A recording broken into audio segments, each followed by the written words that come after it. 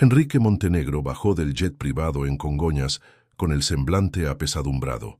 El mundo lo veía como el brillante multimillonario que había revolucionado el sector tecnológico, dueño de Montenegro Tech y heredero de una de las familias más influyentes de Brasil, pero detrás de aquel traje impecable y de la fría sonrisa que adornaba portadas de revistas, había un hombre destrozado.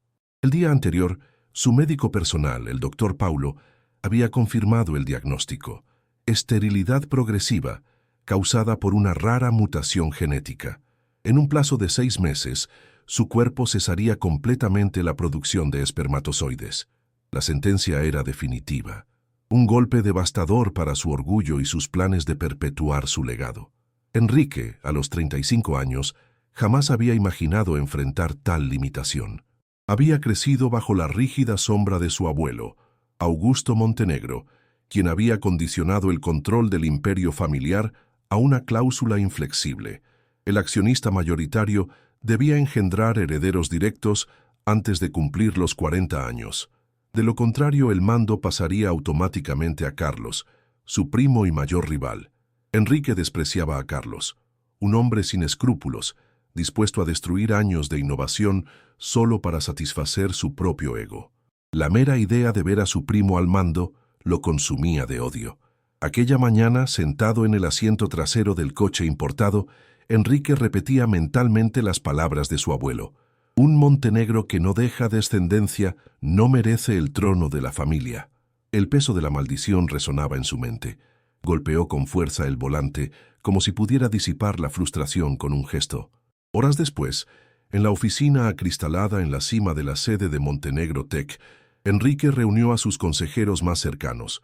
Estaban presentes la abogada Regina, fiel defensora de los intereses de la familia, el doctor Paulo y 2 asesores jurídicos.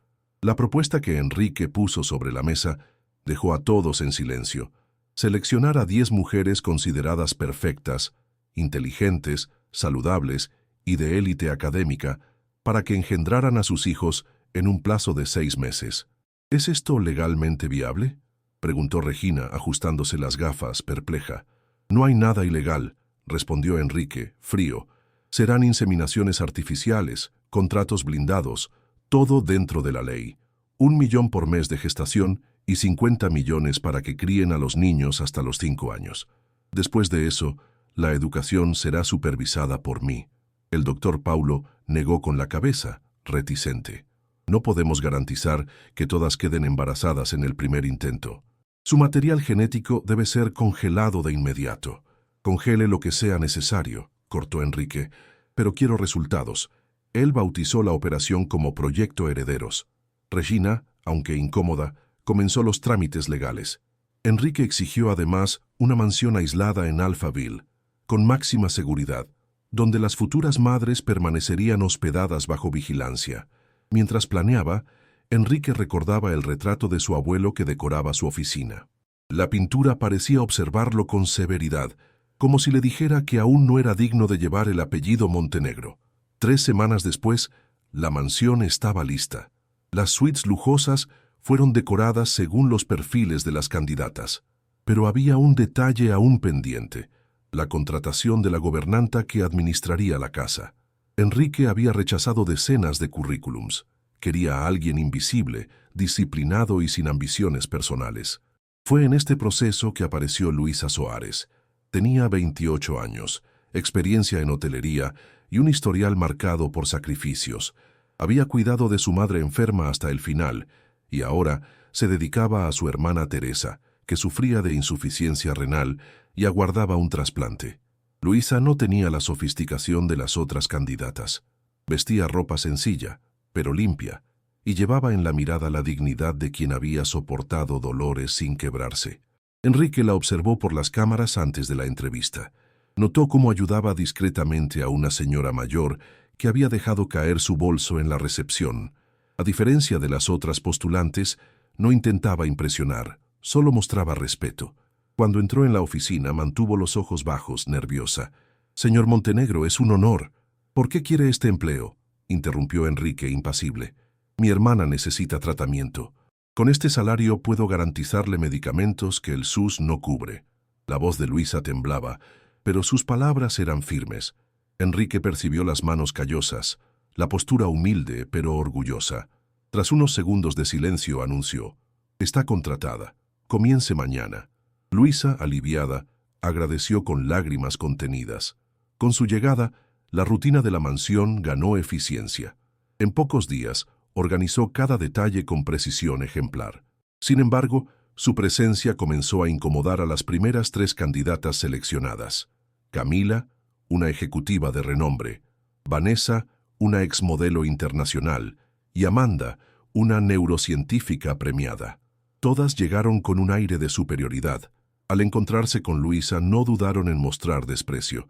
«Lleva mis maletas, empleada», ordenó Vanessa mirándola de arriba a abajo. «Este vestido debe costar más que tu salario anual», se burló Camila en otra ocasión. Luisa tragaba las humillaciones en silencio, consciente de que necesitaba el empleo por Teresa. Su orgullo sangraba, pero su dignidad la mantenía firme. Cierta noche, tras una cena con inversionistas, Luisa servía las mesas cuando tropezó intencionadamente en una trampa preparada por Camila.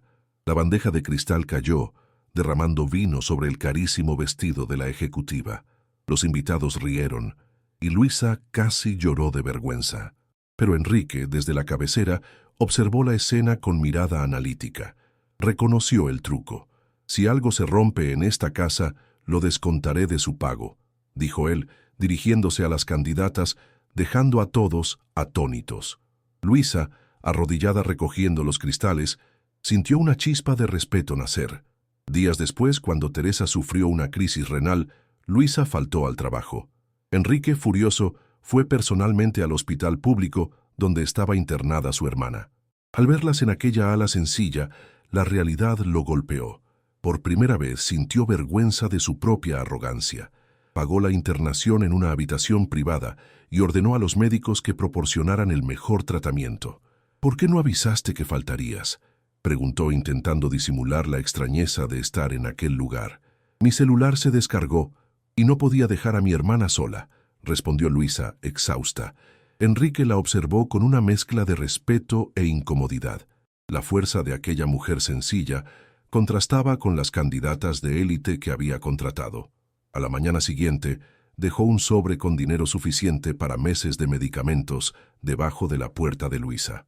Pero al abrirlo, encontró todo devuelto, junto con una nota: «No acepto caridad, solo oportunidades. Gracias». Esa negativa lo conmovió profundamente. Nadie había rechazado jamás su fortuna. Regina se sorprendió cuando Enrique ordenó duplicar el salario de la gobernanta. «¿Algún motivo especial?», preguntó la abogada. «Digamos que encontré algo raro en este mundo: dignidad». Luisa, sin saberlo, comenzaba a ocupar un espacio que ninguna de las 10 mujeres seleccionadas lograría. El proyecto Herederos avanzaba rápidamente. En pocas semanas, todas las 10 mujeres seleccionadas llegaron a la mansión de Alphaville. Cada una ocupó una suite lujosa, decorada según su perfil. El ambiente, aunque sofisticado, pronto se transformó en un campo de rivalidad. Camila, Vanessa y Amanda lideraban una especie de club que dictaba reglas de convivencia, tratando a las demás con superioridad. Luisa, como gobernanta, era constantemente blanco de comentarios maliciosos. «Tráeme mi café, pero sin azúcar, ¿oíste?», ordenó Vanessa. «Más rápido, querida, no tenemos todo el día», completó Camila chasqueando los dedos. Luisa obedecía en silencio, pero cada humillación avivaba la llama de la resistencia dentro de ella. Lo que las mujeres no sabían era que Enrique lo observaba todo, incluso a distancia. Había cámaras en todos los rincones de la mansión y él pasaba horas analizando grabaciones. No decía nada, pero guardaba cada gesto, cada palabra. Cierto día, tras una ronda de exámenes, el doctor Paulo reunió a las candidatas en el salón principal. Enrique, de brazos cruzados, acompañaba el anuncio. 8 de las 10 inseminaciones fueron exitosas. «Felicidades, señoras, están oficialmente embarazadas de los futuros herederos Montenegro». La noticia causó alboroto. Copas de champán sin alcohol fueron alzadas, abrazos intercambiados. Solo Sofía, la más joven, parecía demasiado nerviosa, insegura entre las demás. Luisa, como siempre, servía discretamente, recibiendo miradas de desprecio. En los días siguientes, la casa se convirtió en una tormenta de exigencias. Almohadas extras, dietas especiales, masajes programados. Luisa apenas tenía tiempo para respirar. Aún así, encontraba fuerzas para visitar a Teresa todos los domingos en el hospital. Fue en una de esas visitas que Enrique sorprendió a Luisa nuevamente. Llegó sin avisar, encontrándola dormitando en una silla dura junto a su hermana. Teresa, aún pálida, sonrió al reconocerlo. Entonces el famoso multimillonario existe de verdad. Lu habla tanto de usted. Enrique, incómodo, apenas balbuceó algunas palabras y dejó instrucciones discretas para que la joven fuera atendida por los mejores especialistas. En el regreso a la mansión, en silencio junto a Luisa en el coche, se dio cuenta de que no podía apartar de ella la imagen de alguien que cargaba un mundo sobre los hombros sin perder la dignidad. La noche siguiente, Enrique caminaba por los jardines de la mansión cuando oyó un llanto apagado proveniente del invernadero de orquídeas. Se acercó en silencio y encontró a Luisa sentada en un banco, secándose lágrimas discretas mientras rociaba agua en las flores. ¿Realmente las orquídeas necesitan ser cuidadas a medianoche?, preguntó, intentando aligerar el ambiente. Ella se levantó sobresaltada, limpiándose el rostro. Disculpe, señor Montenegro, yo solo necesitaba un lugar tranquilo. ¿Te gustan las flores? Mi madre las cuidaba antes de enfermar. Cuando las riego, siento como si estuviera cerca de ella otra vez. Enrique quedó en silencio por unos instantes, tocado por la confesión. Observó el celular de ella sobre la mesa, donde había una foto de Teresa conectada a la máquina de diálisis. ¿Cómo está tu hermana?, preguntó. Los médicos dicen que el trasplante debe hacerse pronto, pero no tenemos un donante compatible, y aunque lo tuviéramos, el medicamento adecuado cuesta más de lo que podría pagar en años de trabajo. Enrique, por primera vez en mucho tiempo, no encontró palabras de consuelo. Solo se sentó frente a ella y comentó en voz baja: «Fuiste muy digna en aquella cena, cuando Camila intentó humillarte. Cualquier otra habría llorado delante de todos. Mi madre decía, no dejes que vean tus lágrimas. Son demasiado valiosas para quienes no saben apreciarlas». Esa frase resonó en la mente de Enrique durante días. A la mañana siguiente, Luisa encontró bajo su puerta un nuevo sobre. Dentro estaba el valor exacto de los medicamentos que Teresa necesitaba por 6 meses, junto con una nota mecanografiada. Para el tratamiento de tu hermana, considéralo una oportunidad. Pero cuando Enrique abrió su tableta durante el desayuno, recibió el sobre de vuelta. Dentro estaba intacto el dinero y una nota manuscrita. No acepto caridad, solo reconocimiento por el trabajo. Gracias. Aquello lo desconcertó por completo. Por primera vez, alguien rechazaba lo que él ofrecía. Una extraña mezcla de respeto y curiosidad crecía en su pecho. 2 días después, llamó a Luisa a su oficina. «¿Por qué devolviste el sobre?», preguntó sin rodeos. Ella respiró hondo y respondió: «Porque la dignidad no tiene precio. Quiero cuidar de mi hermana con mi esfuerzo, no con limosnas». Enrique la miró fijamente durante largos segundos. Luego sacó de un cajón un contrato. «Regina me informó que tienes un curso técnico en administración y que la mansión funciona como reloj desde que asumiste. Estoy duplicando tu salario. No es caridad, es mérito». Luisa firmó emocionada. Antes de salir, escuchó un detalle inesperado. «Cuando estemos solos, puedes llamarme Enrique». En ese mismo periodo, Sofía sufrió un aborto espontáneo en las primeras semanas de gestación. Su llanto resonó por la mansión y mientras las demás mantenían distancia, solo Luisa la acompañó durante la madrugada. Se quedó junto a la joven, preparando té y ofreciendo palabras de consuelo. Enrique, que había ido al cuarto para ver a Sofía, se quedó inmóvil frente a la puerta entreabierta. Observó en silencio cómo Luisa abrazaba a la chica, transmitiendo una calma que ningún médico había logrado. «¿Qué debo decirle?», preguntó Enrique a Luisa en el pasillo. «La verdad, que lo sientes mucho, que no fue su culpa. A veces, ser humano es más importante que ser jefe». Enrique se quedó sin respuesta. A partir de ahí, algo cambió. Las miradas entre ambos comenzaron a cargarse de algo más que mera formalidad. Los encuentros nocturnos en el invernadero se volvieron frecuentes, siempre iniciados por casualidad, pero deseados en secreto. Conversaban sobre libros, recuerdos de infancia, sueños olvidados. Enrique confesó que tocaba el piano a escondidas, mientras Luisa reveló que soñaba con terminar la carrera de administración algún día. El vínculo entre ellos no pasó desapercibido. Camila y Vanessa pronto comenzaron a trazar planes para alejar a la gobernanta. Contrataron a un detective privado para investigar el pasado de Luisa. Días después, descubrieron que la madre de ella había trabajado para la familia Montenegro años antes y que había sido injustamente acusada de robo por la abuela de Enrique. Aunque fue exculpada, la mancha persistía. «Perfecto, usemos esto contra ella», dijo Camila, satisfecha. «¿Y si no es suficiente?», cuestionó Vanessa. «Entonces plantamos pruebas. Nadie dudará de nosotras». Mientras tramaban, Luisa y Enrique vivían momentos cada vez más intensos. En una noche de tormenta, quedaron atrapados en el invernadero cuando un árbol cayó sobre la puerta. A la tenue luz del celular, compartieron miedos y silencios. La tensión explotó en un beso inevitable, tierno y avasallador, pero desde fuera, alguien los observaba. Camila, empapada por la lluvia, grababa todo con el celular en la mano.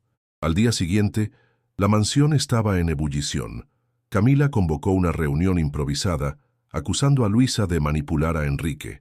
Mostró fotos de los encuentros en el invernadero y reportes distorsionados del detective. Luisa quedó atónita, pero antes de que pudiera defenderse, Enrique pidió silencio. «Basta», su voz sonó firme. «Estoy al tanto del pasado de su madre y sé que fue exculpada. Cualquier nuevo intento de persecución resultará en la ruptura inmediata de sus contratos». Las gestantes se callaron, contrariadas, pero la guerra apenas comenzaba. Tras la explosión de acusaciones, el clima en la mansión se volvió pesado. Las gestantes evitaban a Luisa, y Camila tramaba nuevas trampas. Vanessa, siempre venenosa, esparcía comentarios entre las otras, insinuando que Enrique había perdido el enfoque y que el imperio Montenegro estaba en riesgo. Enrique, por su parte, se sumergía en dilemas. Por un lado, el peso del testamento de su abuelo y los contratos millonarios. Por otro, la fuerza silenciosa de Luisa, que parecía haberse infiltrado en su vida de forma irreversible. Cuando estaba con ella, todo lo que había construido, dinero, poder, herencia, parecía pequeño frente a la dignidad que ella cargaba. Cierto día, un grito resonó por los pasillos. Camila afirmaba haber perdido una joya de familia. Reunió a todas las mujeres y exigió que los cuartos fueran registrados.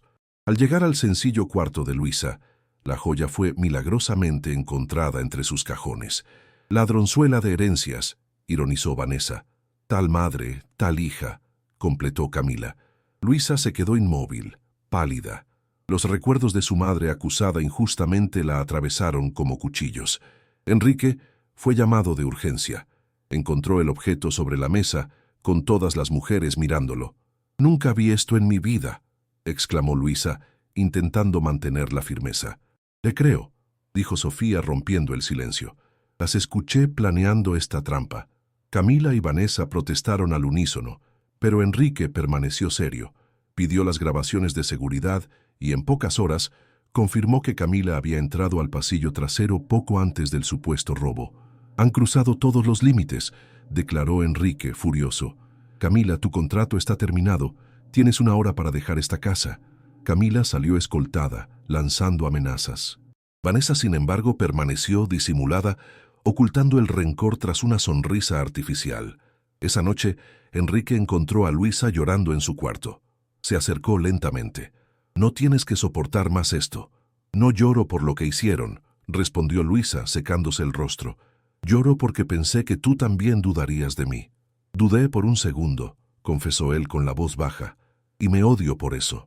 Luisa lo miró a los ojos, y el silencio entre ellos dijo más que 1000 palabras. Enrique tomó su mano. «No quiero seguir viviendo preso de las sombras de mi abuelo. Quiero escribir mi propia historia. Contigo». El beso que selló esa noche no fue por impulso, sino por decisión. Días después, Teresa recibió la noticia de que había un donante compatible para su trasplante. El procedimiento fue costeado anónimamente, pero Luisa no tenía dudas de quién estaba detrás. Cuando su hermana despertó tras la cirugía, encontró a Enrique junto a su cama. Vine a pedir disculpas, dijo él sencillo, por todo lo que mi familia hizo en el pasado. Teresa sonrió débilmente. Si realmente quieres redimirte, cuida de mi hermana como se merece. Enrique asintió, emocionado. El destino, sin embargo, aún reservaría giros. Algunos meses después, Luisa comenzó a sentir náuseas constantes. Pensó que era estrés, pero en el hospital recibió una revelación inesperada. Estaba embarazada de 12 semanas. Lo imposible había sucedido. El diagnóstico de esterilidad progresiva no había sido absoluto. En medio de la disminución de la fertilidad, hubo una breve ventana en la que la concepción fue posible. Cuando se lo contó a Enrique, él quedó en shock. «Un hijo nuestro. Esto es un milagro». El secreto no tardó en divulgarse. Vanessa descubrió el embarazo y reaccionó con furia. Para ella, ese bebé amenazaba todo el proyecto y su acceso a la fortuna. Se unió nuevamente a Camila, ahora fuera de la mansión, y planearon algo terrible. Cierta tarde, disfrazada, Camila invadió el hospital, donde Teresa se recuperaba. Llevaba una jeringa con una sustancia que podría provocar un aborto espontáneo. Pero antes de que pudiera actuar, Sofía notó el movimiento extraño y alertó a Enrique. Él llegó a tiempo, con guardias, para impedir la tragedia. Camila fue arrestada, pero salió bajo fianza. Vanessa, por su parte, continuaba esparciendo rumores sobre la cordura de Enrique en los círculos empresariales, intentando minar su credibilidad. Enrique sabía que debía enfrentar todo de frente. Convocó una conferencia de prensa histórica. Junto a Luisa, reveló al país que se casaría con ella y que esperaban un hijo biológico. Reconoció públicamente a los 8 herederos generados por el proyecto Herederos, pero dejó claro que el futuro de Montenegro Tech sería guiado por valores diferentes a los de su abuelo. Un legado no es solo sangre o contratos, declaró ante las cámaras, es construir algo que sobreviva al tiempo porque fue hecho con justicia y dignidad. El impacto fue inmenso. Los inversionistas desconfiados se dividieron. Algunos se alejaron, otros lo apoyaron aún más. El pueblo, sin embargo, abrazó la historia del multimillonario que eligió el amor y la dignidad por encima de la arrogancia. 5 años después, la hacienda Novo Amanecer se había convertido en el centro de la nueva vida de Enrique y Luisa. El imperio montenegro seguía prosperando, ahora enfocado en proyectos sustentables y sociales. Teresa, recuperada, administraba una fundación que financiaba tratamientos renales para familias necesitadas. Sofía dirigía programas educativos para jóvenes en vulnerabilidad. En el césped de la hacienda, 9 niños corrían libres, los 8 hijos del proyecto y Miguel, el hijo de Enrique y Luisa, que había heredado los intensos ojos de su padre y la dulce sonrisa de su madre. Cada risa parecía curar heridas antiguas. En una tarde dorada, Enrique observaba a su hijo menor plantar un árbol junto a sus hermanos. Se acercó a Luisa, que acariciaba la barriga ya redondeada de un segundo embarazo. «¿Sabes qué es gracioso?», dijo él sonriendo. «Pasé la vida intentando controlarlo todo, y lo que me trajo verdadera felicidad ocurrió justamente cuando perdí el control». «A veces», respondió Luisa tomando su mano, «es en la tormenta donde realmente florecemos». Mientras el viento mecía los árboles recién plantados, Enrique cerró los ojos y respiró profundamente. Ya no había maldición de su abuelo, contratos opresivos, ni proyectos fríos. Solo había una familia reconstruida en el amor, el coraje y la dignidad de una mujer que el mundo intentó invisibilizar, pero que se convirtió en el milagro imposible de su vida. Fin.